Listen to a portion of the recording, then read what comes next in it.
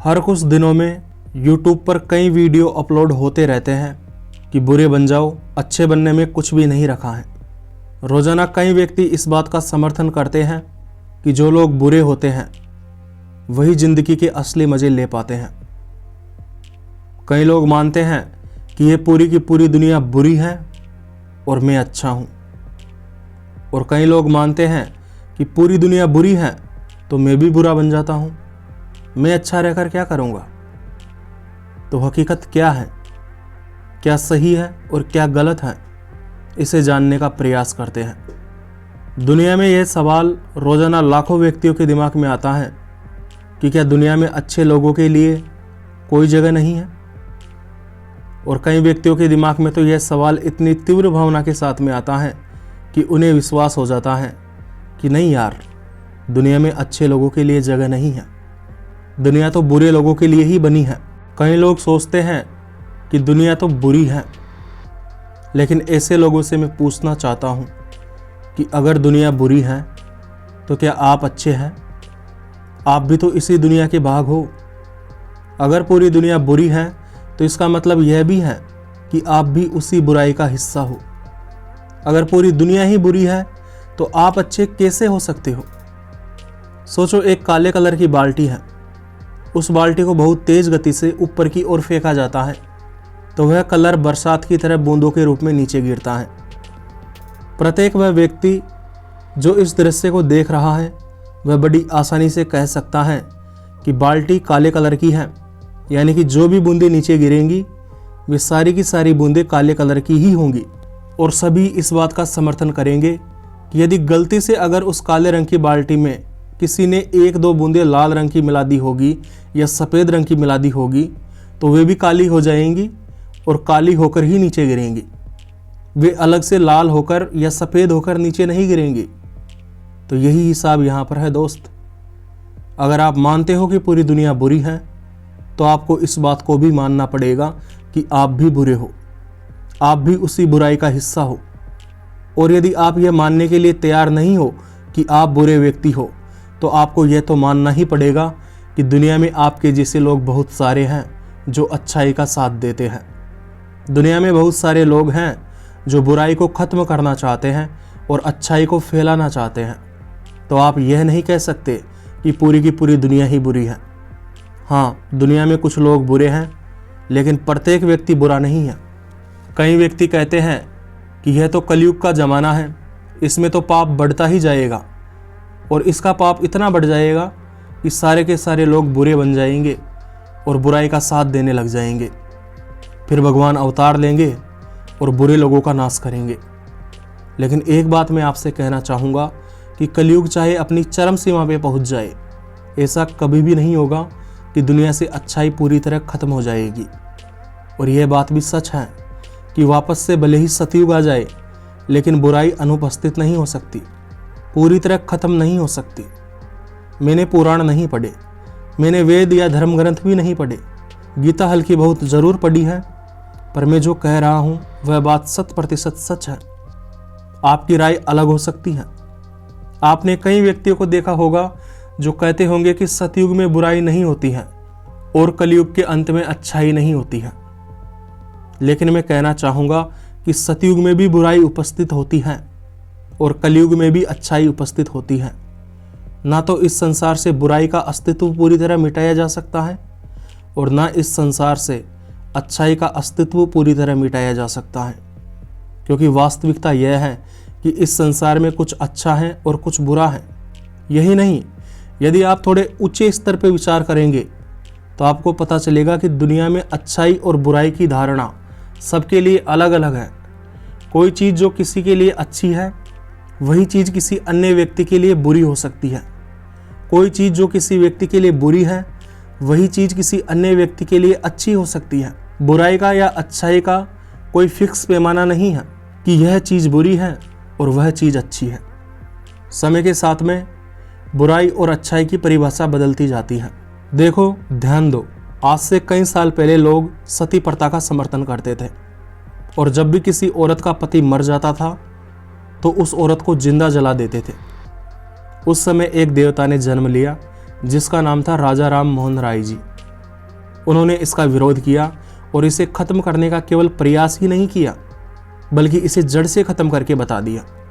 लेकिन अब जरा विचार करो कि राजा राम मोहन राय जी अच्छे व्यक्ति थे या बुरे व्यक्ति थे, तो आप सबका जवाब होगा कि राजा राम मोहन राय जी तो बहुत अच्छे व्यक्ति थे कि उन्होंने इतनी बुरी प्रथा को ख़त्म कर दिया। पर मैं आपसे पूछना चाहूँगा कि राजा राम मोहन राय के बारे में यह प्रश्न उस समय उन लोगों से पूछा जाता जो सती प्रथा का समर्थन करते थे, तो क्या वे लोग भी ऐसा ही कहते कि राजा राम मोहन राय एक अच्छे व्यक्ति हैं? तो क्या वे यह नहीं कहते कि राजा राम मोहन राय हमारे पूर्वजों का अपमान कर रहे हैं? राजा राम मोहन राय अच्छे हैं या बुरे हैं, इसके बारे में बाद में विचार करेंगे। लेकिन सबसे पहली बात तो यही है कि राजा राम मोहन राय जी चाहे कैसा भी काम करें, किसी के लिए वह अच्छे रहेंगे और किसी के लिए वो बुरे रहेंगे, और दोनों ही प्रकार के लोग अपने आप पर प्रबल विश्वास करेंगे कि वे सही हैं।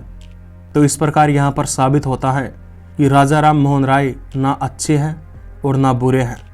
राजा राम मोहन राय उन लोगों के हिसाब से अच्छे हैं और उन लोगों के हिसाब से बुरे हैं। राजा राम मोहन राय ने वह किया जिसकी समाज को ज़रूरत थी। उन्होंने इसीलिए नहीं किया कि वे खुद को एक अच्छा व्यक्ति साबित करना चाहते थे। उन्होंने इसे इसीलिए किया क्योंकि इसे करने की ज़रूरत थी। सती प्रथा को ख़त्म करने की ज़रूरत थी।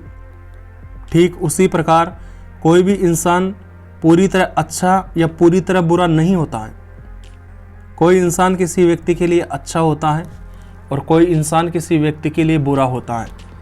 सबकी अपनी अपनी धारणाएं होती हैं। कोई व्यक्ति किसी चीज़ को अच्छी मानता है तो कोई व्यक्ति उस चीज़ को बुरी मानता है। जैसे उदाहरण स्वरूप कई लड़कियां छोटे कपड़े पहनती हैं। कुछ लोगों के हिसाब से यह अच्छा होता है और कुछ लोगों के हिसाब से बुरा होता है। कुछ लोग कहते हैं कि ये हमारी भारतीय संस्कृति पर लांछन लगा रही है, और कुछ लोग कहते हैं कि यह सब तो नॉर्मल है, इसमें क्या गलत कर दिया।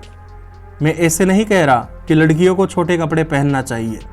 मैं बस इतना कह रहा हूँ कि अच्छे और बुरे की परिभाषा अलग अलग व्यक्ति के हिसाब से समय समय पर बदलती रहती है। इसीलिए यदि आपको आज लग रहा है कि यह पूरी की पूरी दुनिया बुरी है, तो एक बात का ध्यान रखना कि आज ये दुनिया जो आपको बुरी लग रही है, हो सकता है कि कुछ समय के बाद में आपको ये दुनिया अच्छी लगने लग जाए। जब जब आपके जीवन में बुरी परिस्थितियां आएंगी, आप कहेंगे कि दुनिया में बुराई की कोई कमी नहीं है, और जब जब आपके जीवन में अच्छी परिस्थितियां आएंगी, आप कहेंगे कि सब भगवान की कृपा है, दुनिया में तो अच्छा ही अच्छा है। तो आप कभी दुनिया को अच्छा मानोगे, कभी बुरा मानोगे। लेकिन आपके अच्छा मानने से या आपके बुरा मानने से यह दुनिया अच्छी या बुरी नहीं हो जाती। यह दुनिया वैसी ही है जैसे कि यह थी और जैसे कि यह है। एक बात को समझने का और प्रयास करो। कहते हैं कि कलयुग के अंत तक अच्छाई पूरी तरह खत्म हो जाएगी। तो मैं आपसे पूछना चाहता हूँ, फिर जब कलयुग में अच्छाई पूरी तरह खत्म हो जाएगी तो भगवान अवतार किन के लिए लेंगे? भगवान को अवतार लेने की आवश्यकता किन के लिए होगी? अगर वास्तव में कलयुग में सभी व्यक्ति बुरे बन जाएंगे तो इसका मतलब तो यह भी हुआ कि वे सभी व्यक्ति आपस में खुद को खत्म कर लेंगे। उनको तो मारने की कोई आवश्यकता ही नहीं है। ऐसी स्थिति में तो भगवान को अवतार लेने की कोई आवश्यकता नहीं है, क्योंकि भगवान जानते हैं कि ये खुद को ही खत्म कर लेंगे। लेकिन सच्चाई यह है कि भगवान अवतार लेंगे। इसका मतलब यह है कि दुनिया में कुछ लोग नहीं बल्कि बहुत सारे लोग ऐसे होंगे जो अच्छाई की तरफ होंगे, जो बुराई के खिलाफ होंगे, और भगवान उनकी रक्षा के लिए अवतार लेंगे। तो इससे क्या साबित होता है? इससे यह बात साबित होती है कि दुनिया में अच्छे लोग हमेशा रहेंगे। आपको कभी भी यह सोचने की आवश्यकता नहीं है कि पूरी की पूरी दुनिया ही बुरी है। हमेशा इस बात को अपने दिमाग में रखो कि हो सकता है कि दुनिया में कुछ लोग बुरे हो।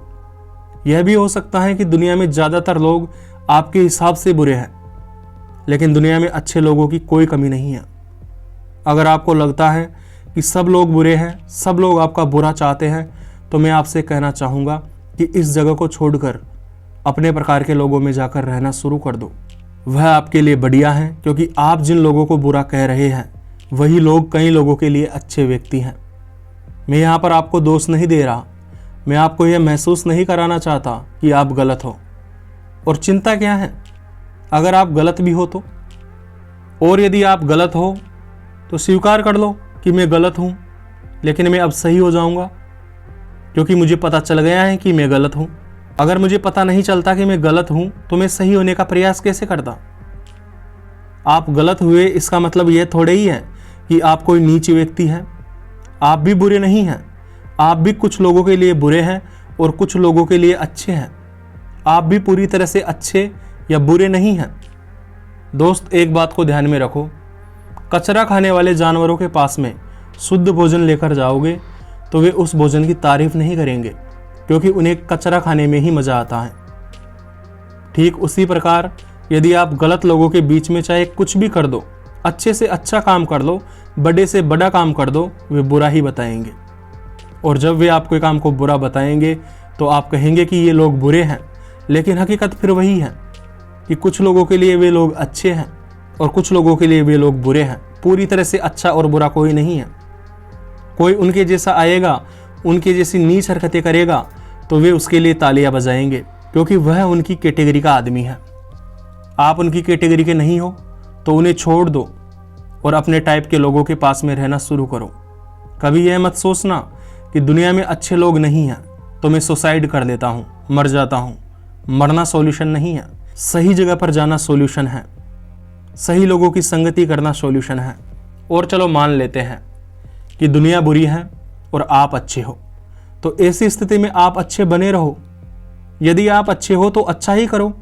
अगर मामला ऐसा है तो ऐसे समय में तो आपको ज़्यादा से ज़्यादा अच्छा ही करने की ज़रूरत है, क्योंकि पूरी दुनिया बुरी हो चुकी है। तो इस हिसाब से तो आपको अच्छाई का प्रचार करना चाहिए। और यदि आप अच्छाई का प्रचार नहीं कर रहे हो तो इसका मतलब है कि कहीं ना कहीं आप भी बुरे लोगों से सहमत हो। और कई व्यक्ति ऐसे भी होते हैं जो कहते हैं कि पूरी दुनिया बुरी है, चलो मैं भी बुरा बन जाता हूँ। तो ऐसे लोगों के बारे में मैं कहना चाहूँगा कि ऐसे लोग कभी अच्छे थे ही नहीं। अच्छे लोग बुरे बनते ही नहीं। बल्ब होता है वह उजाला ही देता है, चाहे उसे कम बिजली मिले या ज़्यादा बिजली मिले, वो कभी अंधेरा नहीं देगा।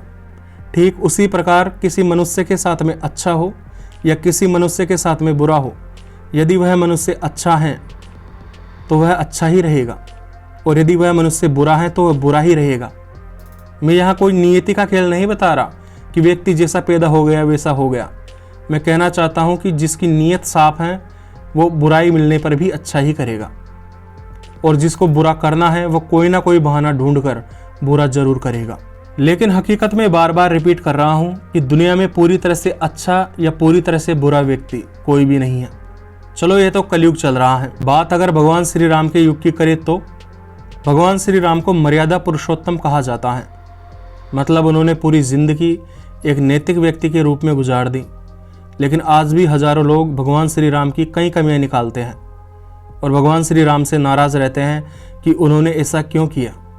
लेकिन मैं एक बात को बार बार रिपीट कर रहा हूँ कि भगवान श्री राम भी पूरी तरह अच्छे नहीं हो सकते या पूरी तरह बुरे नहीं हो सकते। हाँ, ये हो सकता है कि वे बहुत ज़्यादा अच्छे थे, लेकिन कुछ ना कुछ गलत काम तो हो ही जाते हैं। इसका मतलब यह नहीं है कि भगवान श्री राम एक बुरे व्यक्ति थे। लोग आदर्श की कल्पना करते हैं। मतलब लोग सोचते हैं कि या तो यह इंसान बुरा है या फिर यह इंसान अच्छा है। लोग या तो यह सोचते हैं कि यह पूरी तरह से प्रकाश है या फिर यह पूरी तरह से अंधेरा है। लोग इस बात पर विचार नहीं करते हैं कि पूरी तरह दिन और पूरी तरह रात होने की बजाय शाम भी हो सकती है। कोई चीज़ पूरी तरह काली और पूरी तरह सफ़ेद होने की बजाय सलेटी रंग की भी हो सकती है। लोग इस बात पर विचार नहीं करते कि पूरी तरह अच्छा या पूरी तरह बुरा होने के बजाय कोई व्यक्ति अलग अलग मात्राओं में अच्छा या बुरा हो सकता है। अगर आप अपने घमंड पर अड़े रहना चाहते हो और किसी भी हालत में मेरी बातों को नहीं मानना चाहते हो तो यह आपकी मर्जी है। ऐसी स्थिति में आप मानो या ना मानो, लेकिन आप गलत हो। यह दुनिया गलत नहीं है। आप इस दुनिया से मतलब मत रखो कि दुनिया अच्छी है या बुरी है। आप अपने आप से मतलब रखो कि आप अच्छे हैं या बुरे हैं। आप अपने आप को सुधारने पर ध्यान दो, दुनिया पर ध्यान मत दो। आपकी सबसे पहली जिम्मेदारी यही है कि आप अपने आप को सुधारो। और यदि आप अपने आप को सुधारने की जिम्मेदारी नहीं लेते हो तो यह इच्छा बिल्कुल भी मत करना कि दुनिया भी सुधर जाएगी, क्योंकि दुनिया में भी आपके जैसे ही लोग हैं। यह सब बात जानने के बाद में यदि आप सुधरने का निर्णय लेते हैं, यदि आप यह निर्णय लेते हैं कि कोई बात नहीं, मैं गलत था, अब मैं अपना नज़रिया ठीक कर लूँगा, तो आप एक अच्छे इंसान हो, इसमें कोई शक नहीं है। आप एक देवता स्वरूप इंसान हो, क्योंकि आप अपनी गलती को मान रहे हो और सुधारने का प्रयास कर रहे हो। और देवता वह नहीं होता जो गलतियां नहीं करता, देवता वह होता है जो अपनी गलतियों को स्वीकार कर लेता है और उन्हें सुधारने का प्रयास करता है। महात्मा गांधी खुद इस बात को कहते थे कि उनमें कई सारी कमियां थी, लेकिन वे हमेशा अपनी कमियों को, अपनी गलतियों को सुधारने का प्रयास करते थे और दुनिया आज उन्हें महात्मा के नाम से जानती है। पर बात अच्छाई बुराई ढूंढने की हो जाए तो महात्माओं में भी कई लोग होते हैं जो बुराई ढूंढ ही लेते हैं। और असल में बुराई ढूंढने वाले लोग यह नहीं जानते कि बुराई बाहर नहीं, बुराई इनके अंदर छिपी हुई है, जो इन्हें दूसरे लोगों को बुरा बता रही है। असल में उस व्यक्ति के अंदर बुराई छिपी हुई है। जैसे कि एक चश्मा गंदा हो तो दुनिया गंदी नजर आती है, वैसे ही हिसाब है इसका भी। उम्मीद करता हूं आज की बात आपको समझ में आ गई होगी। मुझे इतना ध्यान लगाकर सुनने के लिए आपका दिल से धन्यवाद।